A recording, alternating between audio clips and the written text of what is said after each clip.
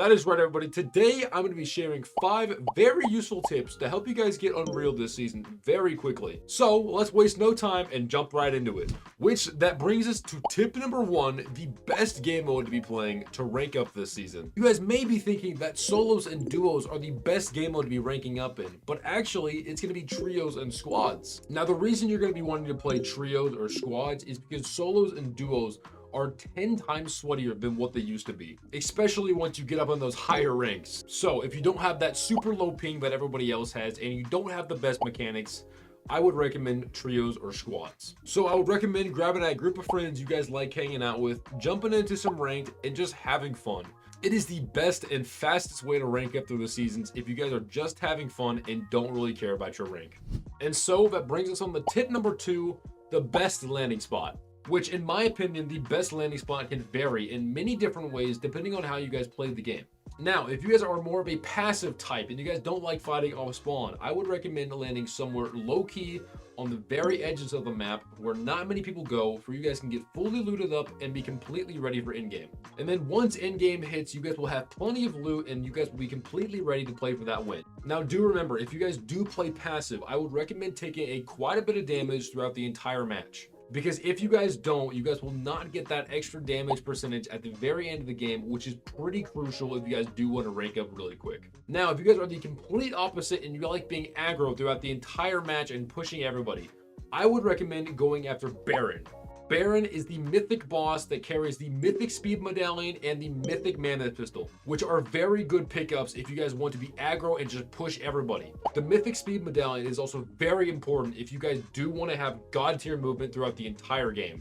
And then once you guys take out Baron and get both of his mythics, you guys can then push the vault, grab both the dill coins, and then push the black markets to get 1 to 2 more mythic weapons for your team. Now, if you guys do play aggro, I would recommend landing on the outside of the named location and then working your way around to wipe out everybody and then slowly working your way towards the middle. This is the best way to wipe up the entire location and to make sure it is completely yours without getting third party.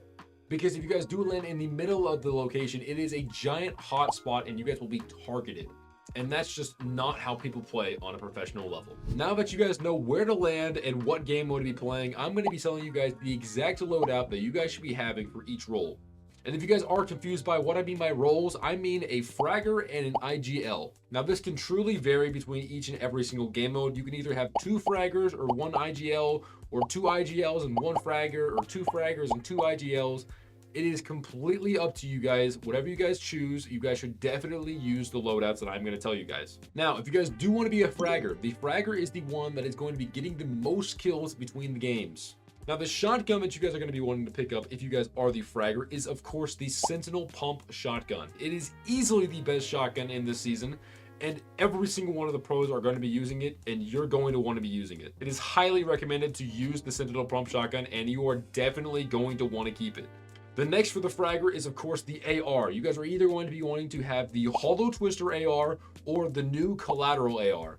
Now, of course, this can vary between your guys' playstyles. If you guys are more of a long range dealing damage and then going in with your shotgun to finish the kill, I would recommend the Hollow Twister AR. If you're more of an up close fighter and you're trying to go in there and do a bunch of damage with your shotgun and then finish the kill with the AR, I would recommend the Collateral AR.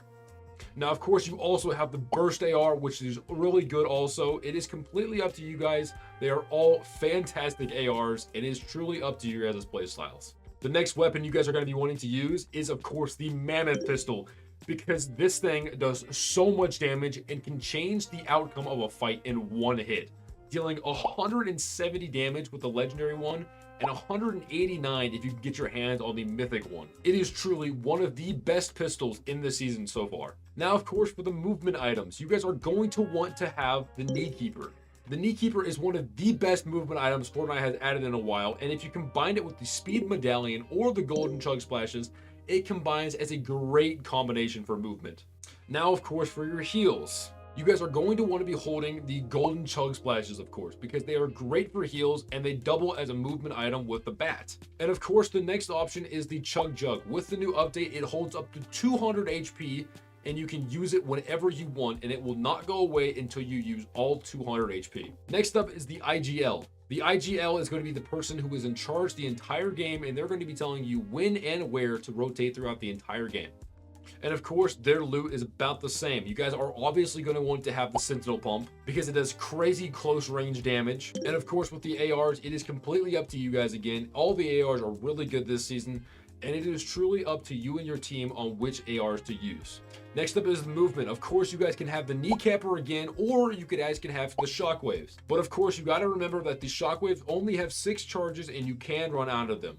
The bat also runs out, but in my opinion, the bat is the better choice because it doubles as a movement weapon and a damage weapon. Now, since you guys are the IGL, you guys are going to be wanting to carry 2 healing items. The first healing item you guys are going to want to have is the Med Mist Smoke Grenade. This thing is crazy at healing, and it can heal your entire team insanely quick. Next is your shield. You guys can either have big pots, golden splashes, or of course the chug jug. And of course, those are all great healing items, so it is up to you and your team to decide which ones you guys want to be holding at all times. Tip number 4 is you guys must play together. I cannot say this enough, but you cannot overcommit. If you guys want to rank up fast, you guys cannot overcommit. Just because you crack someone does not mean that your entire team is ready to push.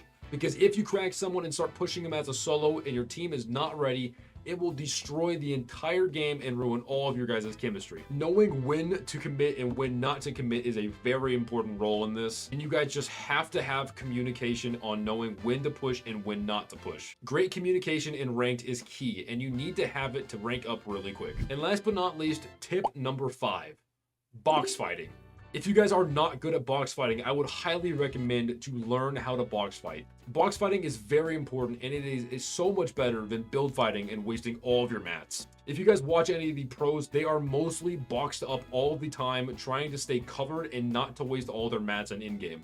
And box fighting in ranked is so much better because you won't get third-party chopped or third-partied in general. And if you are low HP and you start box fighting, the people fighting you will be more willing to disengage from the fight because they're not going to want to be pushing someone that is just going to be sitting in a box.